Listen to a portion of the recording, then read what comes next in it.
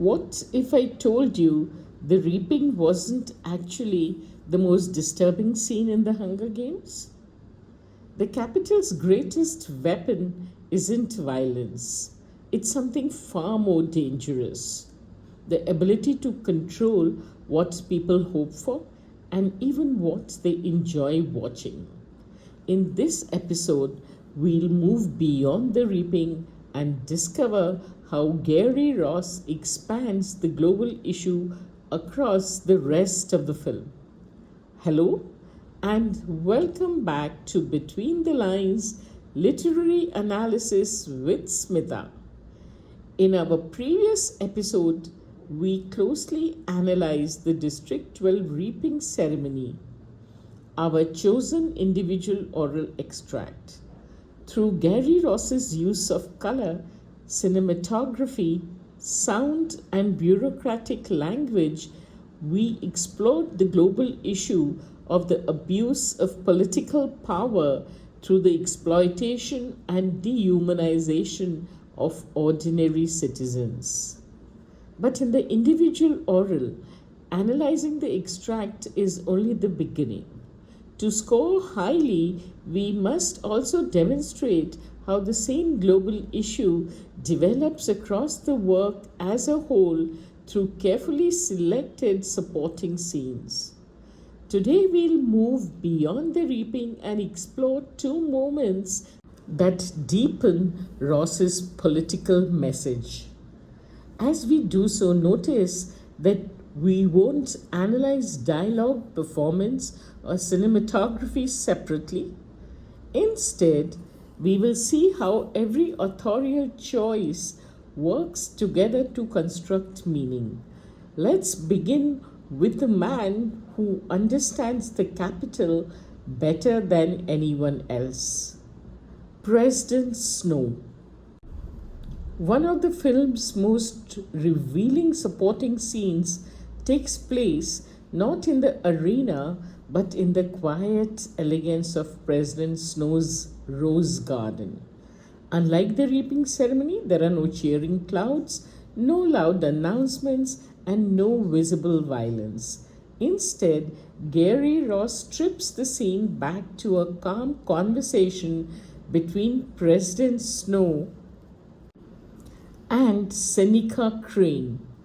Although this scene occurs later in the film, we will examine it first because it reveals the political philosophy that underpins everything we've already seen. Once we understand Snow's ideology, the capital's actions throughout the rest of the film become far easier to interpret. Let's begin with President Snow. His quiet exchange with Seneca Crane reveals the philosophy that sustains the entire political system. Snow speaks about hope, suggesting that it can be useful when carefully controlled, but dangerous when allowed to grow beyond the state's control. Let's look at the screenplay. Rather than delivering an emotional speech, Snow's dialogue is measured and economical. His sentences are carefully balanced, almost mathematical, presenting hope as something that can be calculated and regulated. The controlled syntax reflects his belief that emotions themselves can be managed by those in power. Notice how the language avoids any moral consideration. Snow never discusses justice or compassion. Instead, his focus remains on maintaining stability. The screenplay therefore transforms hope from a human emotion into a political resource. Donald Sutherland's performance reinforces this interpretation beautifully. His voice remains soft, gestures are restrained, and expression rarely changes. Ross deliberately rejects the stereotype of the aggressive dictator. Snow never needs to shout because his authority is already absolute. The stillness of the performance communicates confidence, suggesting that true power often appears calm rather than dramatic. The mise-en-scène deepens this irony. The conversation unfolds in an immaculate rose garden filled with symmetry, elegance, and carefully cultivated beauty. Traditionally, gardens symbolize peace and order. Here, however, the beautiful setting contrasts sharply with the ruthless political ideology being discussed. Ross visually suggests that authoritarian systems often conceal brutality beneath refinement and order. The cinematography strengthens this impression. Medium close ups encourage us to study Snow's composed expression while the camera itself remains remarkably stable. Unlike the restless handheld movement of the reaping ceremony, these controlled compositions mirror the stability of Snow's regime. Even the camera seems to possess confidence.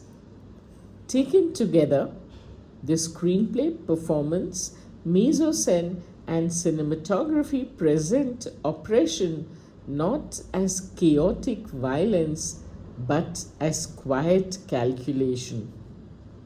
Ross reminds us that authoritarian governments maintain control not simply through fear but by carefully shaping what people are allowed to hope for. If President Snow reveals the political philosophy behind the Capitol, our next scene reveals how that philosophy is sold to ordinary people, not through laws, not through punishment, but through entertainment.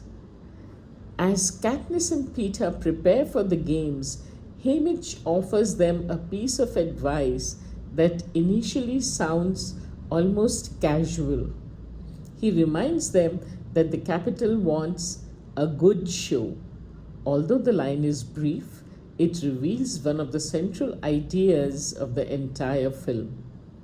Let's begin once again with the screenplay. The phrase good show belongs to the language of theatre and entertainment. It is vocabulary we associate with performance, applause, and amusement, not with citizens fighting for survival. By deliberately choosing this expression, the screenplay exposes how the Capitol has transformed state violence into a public spectacle. The tributes are no longer viewed primarily as citizens, they have become performers. Their value depends upon how successfully they entertain an audience. Haymitch's performance adds another layer of meaning. Woody Harrelson delivers the line with very resignation rather than anger. There's no dramatic emphasis because Haymitch has witnessed this cycle repeatedly. His emotional detachment suggests someone who has become desensitized by years of institutional cruelty. Ross therefore illustrates another consequence of authoritarian power. Oppression harms not only its immediate victims, it also numbs those forced to live within the system. The mise-en-scène reinforces this idea. The training center resembles a carefully controlled performance space. Tributes are constantly observed by mentors, game changers, and cameras. Every movement contributes to the image they must project before entering the arena. Even before the games begin, they are expected to perform versions of themselves that will attract sponsors and public support. The cinematography frequently frames the tributes from a distance or through architectural lines, reminding us that they exist within a system of surveillance. They are continually watched, evaluated, and ranked. Ross therefore transforms preparation into another form of political control. The games begin long before the first arrow is fired. They begin the moment citizens become commodities for public consumption. This scene therefore expands our global issue beyond physical violence.